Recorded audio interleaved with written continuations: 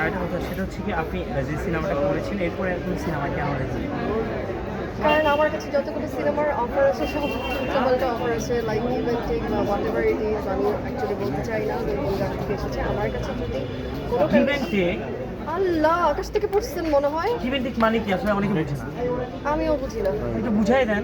আমি যখন বুঝি না তখনই আমি কাজগুলো করি না, জানেন। নিরপেক্ষ একান্ত নিতেছে এতগুলো লোক এই যে একটা কথা কইলেন একটা আচ্ছা সেটা আপনি কি বলেন ইভেন্টিক বললেন আসলে সবাই কি খারাপ? সবাই খারাপ না, এই যে আমাকে দেখেন। তাহলে প্রথম সিনেমাটাকে না না না, প্রথম সিনেমার যে প্রডিউসার ওই ভাইয়া ইভেন ভাবি আপু they are very close to me. আর ওনারা একদম একদম নোন। তাদের এর আগেও আমি ফটোশুটের কাজ করেছি, অনেক কাজ করেছি, ওয়েব সিরিজ করেছি তার প্রোডাকশন হাউস থেকে। আমি ওটিটির একটা ওবিসি করেছি। তার মানে অনেকে দেখি সিরা স্যান্ডেল করে আসে পরের দিন গাড়ি হয়ে যায়, এটা কিভাবে সম্ভব? এটা সম্ভব, আপনি যা কন্ডিশন মানলেই সম্ভব।